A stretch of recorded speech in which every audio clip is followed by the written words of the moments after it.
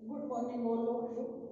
ज्ञान विविध चैनल में आज फिर से आपका हार्दिक स्वागत अभिनंदन। हमारा विज्ञान विषय कक्षा 9 का गुरुत्वाकर्षण वाला 10वां चैप्टर चल रहा है, जिसके बारे में हमने कुछ सामान्य जानकारी प्राप्त की थी कि गुरुत्वाकर्षण क्या होता है, किस प्रकार से उसका मापन हम कर सकते हैं या किस प्रकार से पृथ्वी या विश्व के सभी पिंड एक दूसरे को अपनी तरफ खींचते हैं। कौन से आकर्षण बल से? वही आकर्षण बल क्या है? गुरुत्वाकर्षण बल है। तो इसके बारे में हमने सामान्य जानकारी ली थी। आज हम लेने वाले हैं मुक्त पतन। मुक्त पतन से अभिप्राय क्या होता है? मुक्त पतन का मतलब होता है जैसे ये चौक है, इस चौक को मैं ऊपर से छोड़ती हूँ तो ये क्या होती है? नीचे की तरफ आती है। क्यों आती है? गुरुत्वाकर्षण बल के कारण। पृथ्वी अपने गुरुत्वाकर्षण बल के कारण इस वस्तु को अपनी ओर खींच रही है। हमने इससे पहले भी देखा था कि जो सेब गिरती है, जो न्यूटन ने बताया था कि जो वृक्ष से सेब नीचे गिर रही है, तो वो सेब नीचे की तरफ ही क्यों गिर रही है? क्या सेब उस पृथ्वी को अपनी ओर आकर्षित नहीं कर सकते?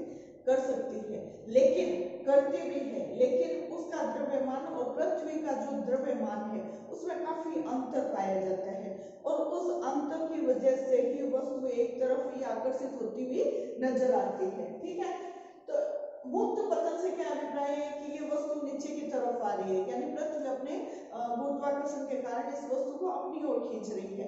यदि इसके द्रव्यमान की और पृथ्वी के द्रव्यमान की बात करें तो काफी अंतर है। वो सेब वाली बात है, सेब से भी काफी हल्की है, तो स्वाभाविक ये नीचे की तरफ ही आएगी। तो ये जो कार्य हो रहा है, इस कार्य को हम क्या कह रहे हैं? मुक्त पतन। मुक्त पतन से क्या अभिप्राय है? जिससे वस्तु को ऊपर की तरफ उछाला, वापस वो नीचे की तरफ आ रही है, तो उसकी गति एक तरफ हो रही है, एक दिशा की तरफ चल रही है। ठीक है। दूसरा, यदि हम मुक्त पतन के अंदर देखें, जैसे मैंने इस चौक को ऊपर की तरफ उछाला तो वो नीचे की तरफ आएगी। ठीक है, यानी उसके वेग में क्या हो रहा है? कुछ परिवर्तन हो रहा है। मान लिया यहाँ से वस्तु को मैं छोड़ रही हूँ तो यहाँ पर इसका वेग क्या है? 0 है। मैंने पकड़ा हुआ है कि वेग नहीं कर रही, अर्थात इसका u का मान क्या है? u बराबर क्या है? इसका 0 है। अब जब वस्तु यहाँ से नीचे की तरफ आ रही है तो इसका वेग u से क्या हो रहा है? v हो रहा है, यानी अधिकतम इसका वेग आ रहा है, जिसको हम v के द्वारा रिप्रेजेंट करते हैं। ठीक है, तो ये v के द्वारा जो इसका वेग बता रहे हैं, तो वो वेग क्या है? बढ़ रहा है। किधर बढ़ रहा है? जिधर पृथ्वी अपने आकर्षण बल से उसको अपनी ओर खींच रही है। यानी वेग में परिवर्तन वैसे नहीं हो रहा है, वेग की दिशा में परिवर्तन नहीं हो रहा है। वेग में परिवर्तन, वेग का जो परिमाण है u और v, यानी प्रारंभिक वेग और अंतिम वेग को अगर हम देखें तो उनमें काफी अंतर है। तो ये वेग का क्या है? परिमाण है, और इस परिमाण में क्या आ रहा है? अंतर आ रहा है।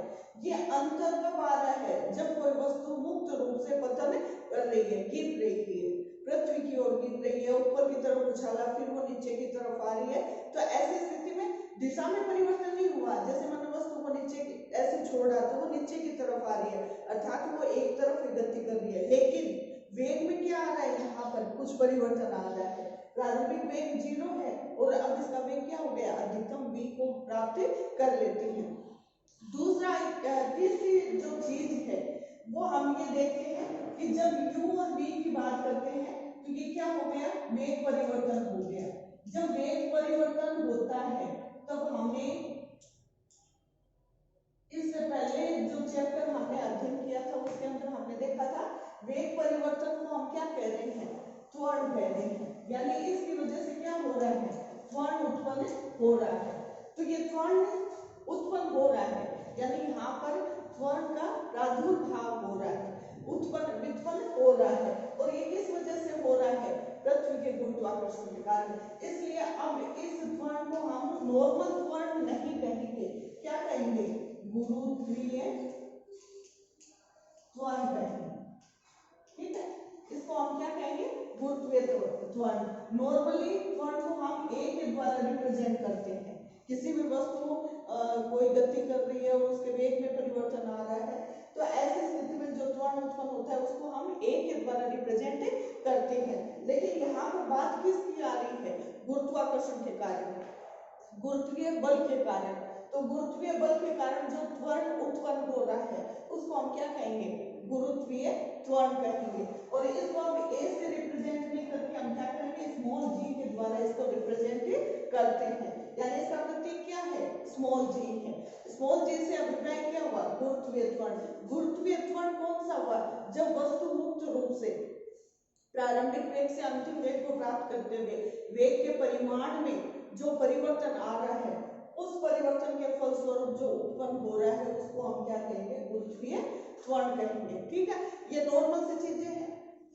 आगे अगर हम देखें, जैसे त्वरण है, त्वरण का जो मात्रक होता है वो क्या था, त्वरण का मात्रक क्या था, मीटर प्रति सेकंड स्क्वायर था। ठीक है, अब अगर हम जी की बात करें तो जी का भी क्या हो जाएगा, मात्रक यही रहेगा, मीटर प्रति सेकंड स्क्वायर। क्यों, क्योंकि ये जी ये त्वरण और ये त्वरण, इन दोनों का मात्रक क्या है, वेग में परिवर्तन आई हुई दर को हम कह रहे हैं।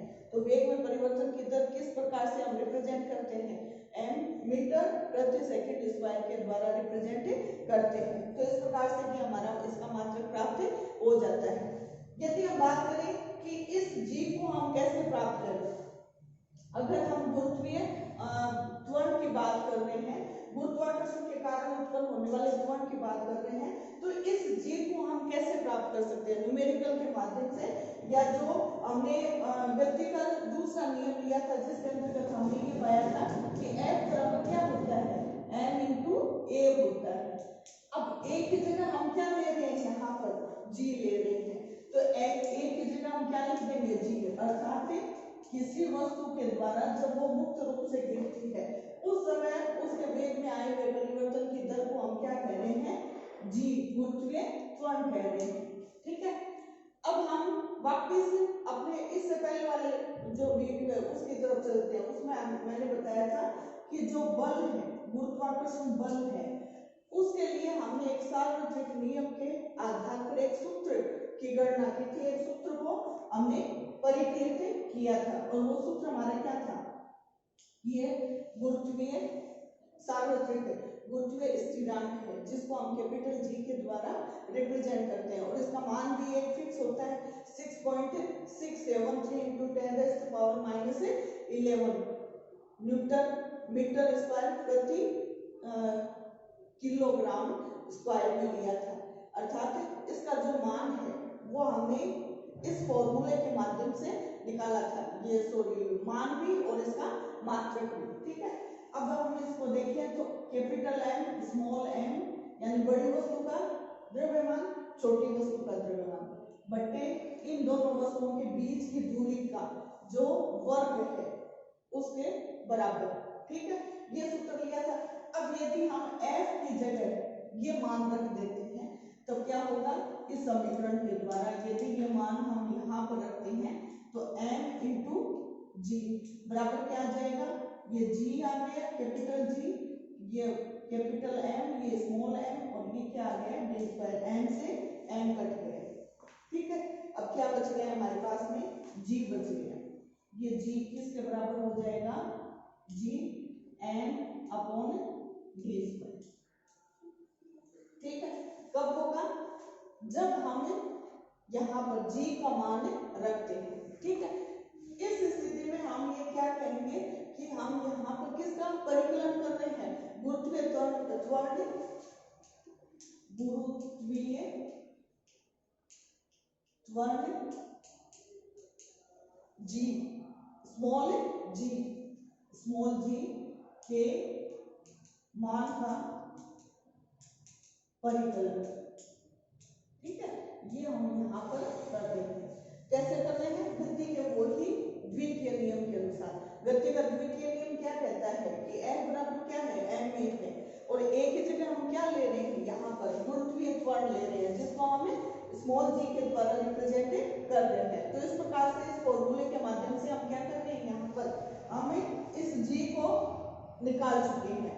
अब हम क्या कर रहे हैं, इसके मान को, ये तो क्या था, गुरुत्वीय त्वरण किस प्रकार से हम निकाल सकते हैं। अब हम देखें कि गुरुत्वीय त्वरण g जो है उसके मान को हम कैसे कैलकुलेट करते हैं। तो इसके लिए हम क्या करेंगे, इन सब का मान हम यहाँ पर प्रतिस्थापित करेंगे, और प्रतिस्थापित करने के बाद में हम क्या करेंगे, इस g के मान को 9.8 या कहीं कहीं पर आपको 10 भी दिया हुआ रहेगा, 10 मीटर प्रति सेकंड स्क्वायर या 9.8 मीटर प्रति सेकंड स्क्वायर इसका मान दिया रहेगा। तो वो मान कैसे आएगा? जी का मान अभी मैंने बताया था आप लोगों को 6.7 या 673 ये वाली डिजिट है, इसको यहाँ पर एक बढ़ाकर हम कर सकते हैं, यानी 5 आने के बाद में 5 या 5 प्लस में होता है, तब इधर हम एक मान बढ़ा देते हैं अपने गणित के फॉर्मूले के अकॉर्डिंग, ठीक है, इंटू 10 के बाद -11, ये क्या था? इससे कैपिटल जी का मान था, ठीक है। कैपिटल एक बार मैं इसको थोड़ा सा साफ करके बता देती हूँ कि किस प्रकार से हम इसको ले रहे हैं, जिससे आपके क्लियर हो जाए। यहाँ पे ये अलग अलग मान लिख करके हम निकालते हैं, ठीक है। सबसे पहले हम जी का मान निकालते हैं, इसके मान की परिकलना की जा रही है, किसकी? जी, स्मॉल जी। कैपिटल जी का मान तो हमें पता ही है 7 × 10⁻11। क्या लिखेंगे? न्यूटन मीटर स्क्वायर प्रति केजी स्क्वायर, ठीक है। ये हमने उस फॉर्मूले के अनुसार लिया था, इस फॉर्मूले के द्वारा हमने इसको लिया था। कैपिटल एम जो होता है वो क्या है? हम किसकी बात कर रहे हैं? यहाँ पर हम पृथ्वी की बात कर रहे हैं, ठीक है। तो पृथ्वी के लिए पृथ्वी का द्रव्यमान यानी कैपिटल जो एम होता है उसका मान क्या होता है? और ये कुछ एक चीजें हैं जो आपको माइंड में रखनी पड़ेगी, ध्यान में रखना पड़ेगा। इसका मान होता है ये 6 × 10⁻24 द्रव्यमान है, तो किसमें आ जाएगा? किलोग्राम के अंदर हम इसको लेते हैं, ठीक है। ये हमारा कैपिटल एम का मान हो गया। अब हम बात करें पृथ्वी की त्रिज्या की। पृथ्वी की त्रिज्या किस प्रकार से? एक चीज मैंने इससे पहले वाले में मुक्त पतन के अंतर्गत बताना थोड़ा सा भूल गए थे, अभी मैं बताती हूँ। त्रिज्या, पृथ्वी की त्रिज्या से क्या अभिप्राय है? जैसे हम दूरी ले रहे हैं, दूरी क्या है? दो पिंडों के बीच की दूरी है। यदि हम पृथ्वी को गोल मानते हैं, वास्तविक रूप से वो गोल नहीं है, तो ऐसी स्थिति में पृथ्वी की जो त्रिज्या है, यानी पृथ्वी है, इसकी जो त्रिज्या होगी, पृथ्वी की जो त्रिज्या होगी उसको हम क्या कहेंगे? कैपिटल आर, ठीक है। डी की जगह हम क्या रख देते हैं? कैपिटल आर रख देते हैं, ठीक है।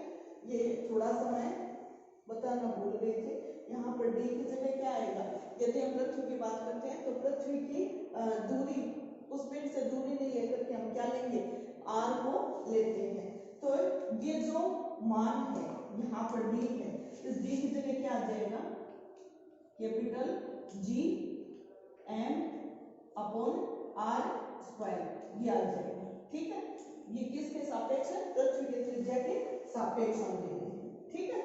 इस प्रकार से हम लेते हैं। तो ये तो क्या आ गया? पृथ्वी का द्रव्यमान आ गया, जो क्या है? 6 × 10⁻24 केजी है। अब यदि हम इसकी जो पृथ्वी है इसकी त्रिज्या की बात करें तो वो किसके बराबर हो जाएगी? त्रिज्या, पृथ्वी की त्रिज्या, जिसको हम क्या करें? कैपिटल आर करें हैं। इसका मान क्या आ जाएगा? 6.4 × 10⁻6 मीटर होता है, 6 मीटर, ठीक है। इस प्रकार से इसका मान हम निकालते हैं। ये हमारा पृथ्वी की त्रिज्या आ गई।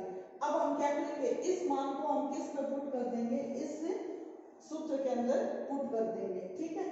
जैसे हाँ, इसको मैं साफ कर देती हूँ। जी बराबर क्या आ जाएगा? इस कैपिटल जी की जगह क्या आ जाएगा? 6.7 × 10⁻11। आगे जो दिया हुआ है वो आप इसमें नोट कर लेना, ठीक है। फिर आ जाएगा कैपिटल एम। कैपिटल एम का मान क्या है? 6 × 10⁻24, ठीक है। और फिर आर का मान क्या है? 6.4 × 10⁻6 मीटर है। इसका क्या हो जाएगा? स्क्वायर हो जाएगा, ठीक है। स्क्वायर हो गया। अब इस फॉर्मूले को जब हम गणना करते हैं या इसको हम सोल्व करते हैं तब हमारा मान भी आता है इसका 9.8 और त्वरण का मात्रक क्या होता है मीटर प्रति सेकंड स्क्वायर।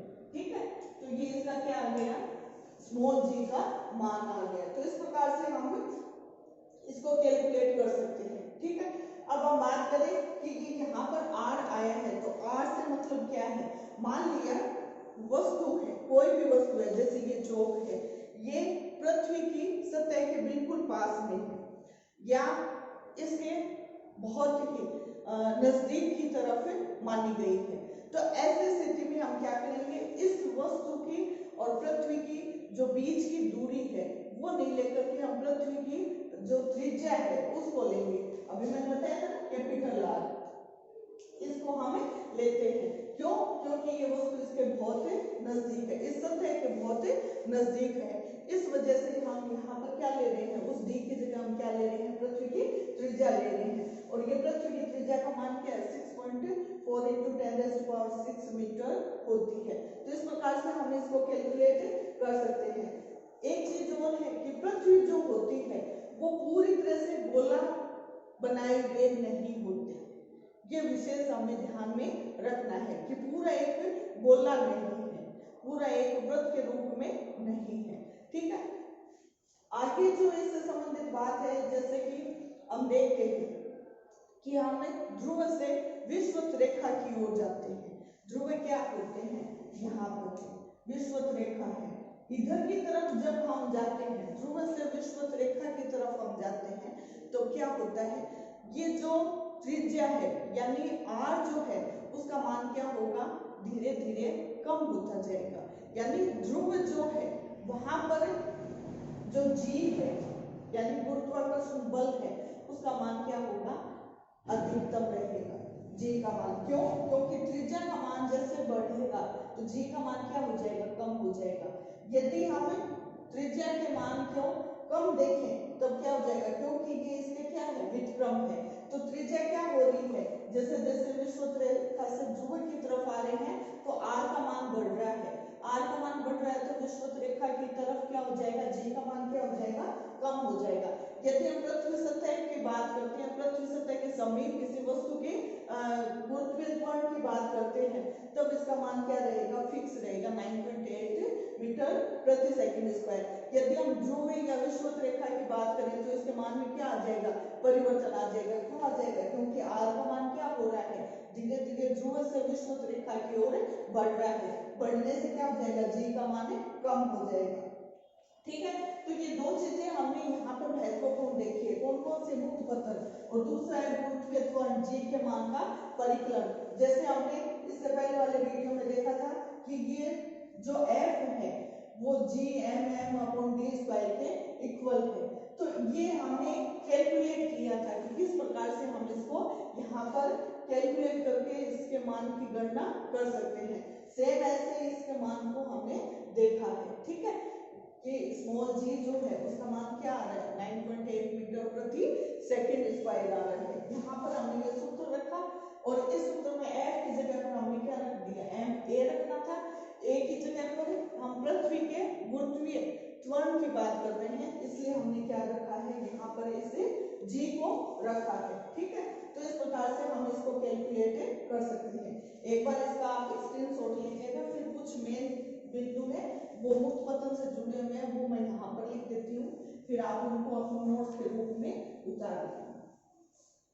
ठीक है, बहुत आसान सी चीजें हैं ये, सिर्फ हमें थोड़ा बहुत माइंड से काम करना है और अगर हम इसको बार बार करते हैं तो हमारे माइंड से ये बिल्कुल फिक्स हो जाएगा, निकलेगा नहीं। विज्ञान का यही है कि ये इसको रटना नहीं है, विज्ञान को हमेशा समझना चाहिए, समझने से ही हम विज्ञान को अच्छे से देख पाएंगे या उसको समझ पाएंगे, समझने से ही समझ पाएंगे।